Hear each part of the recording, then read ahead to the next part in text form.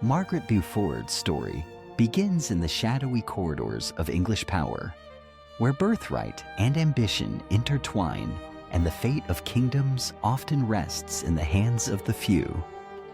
Born in May of 1443, Margaret was the only child of John Beaufort, Duke of Somerset, a man whose own fortunes rose and fell with the turbulent tides of the Lancastrian cause. Her infancy was marked by tragedy and transition. Her father's death left her not just an orphan, but a highly sought-after heiress. From the earliest days, Margaret's life was shaped by forces beyond her control.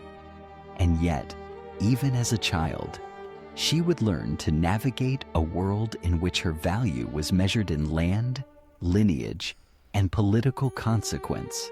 The Wars of the Roses, a bitter contest for the English crown between the rival houses of Lancaster and York, loomed over the horizon. In this era, alliances were forged in the nursery and the chapel. Margaret's childhood was marked by swift negotiations and shifting promises. She was betrothed twice before the age of 12, ultimately married to Edmund Tudor, half-brother to King Henry VI. The match, orchestrated as much for the consolidation of power as for the security of the Lancastrian claim, would set Margaret on a path that would change the course of English history. At just 12 years old, Margaret became a wife. The union with Edmund Tudor was brief and marked by hardship.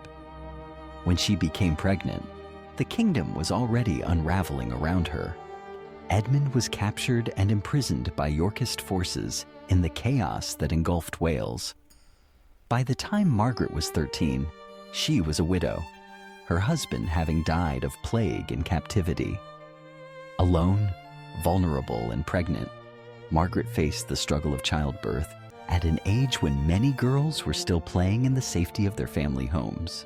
The birth of her only child, Henry Tudor, in January 1457, was a harrowing event that left Margaret physically scarred and unable to bear more children. Yet the child she delivered in the cold stone chambers of Pembroke Castle would become the hope of the Lancastrian cause, the future of her bloodline, and as it would turn out, the future of the English throne rested on her fragile son. Margaret's resilience was forged in adversity. She was a teenage widow and mother, her body weakened, but her will unbroken.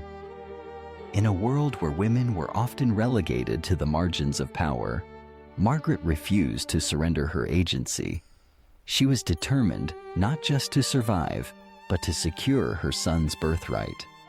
To protect both herself and her child, Margaret married again, this time to Sir Henry Stafford, a man of considerable means, whose Yorkist sympathies offered her a precarious shield in an uncertain world.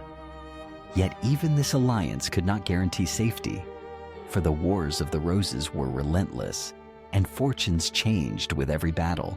As the conflict raged, Margaret's son was sent into exile, spirited away to Brittany for his own safety. Margaret, separated from Henry for years, was forced to act as both mother and political architect.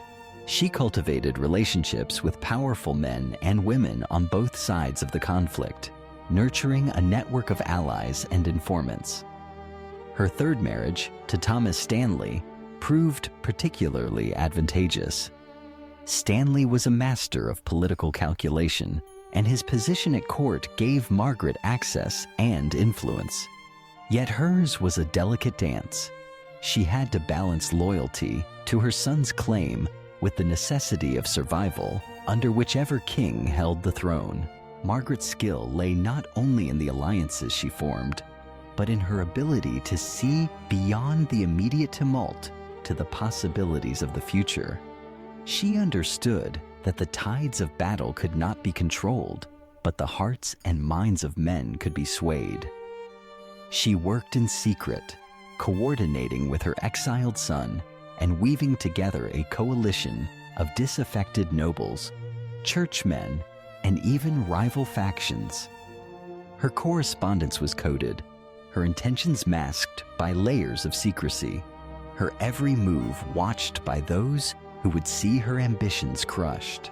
The pivotal moment arrived in 1485 at the Battle of Bosworth field. It was here that Margaret's years of planning and perseverance bore fruit. Her husband, Thomas Stanley, held a crucial role in the unfolding drama. Officially aligned with King Richard III, Stanley's loyalty was uncertain. Margaret's influence was decisive. At the critical moment, Stanley and his brother turned against Richard, tipping the scales in Henry Tudor's favor. With Richard slain and the crown seized, Margaret's son was proclaimed Henry VII, the first Tudor king of England. Margaret Beaufort, now known as My Lady the King's Mother, became the most powerful woman in the realm. She was a partner in her son's rule, advising him on matters of state and succession, guiding his hand as he navigated the treacherous waters left in the wake of decades of civil war.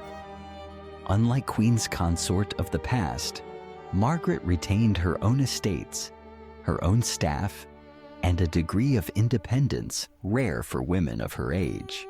She signed documents in her own name and wielded power both behind the scenes and in public life.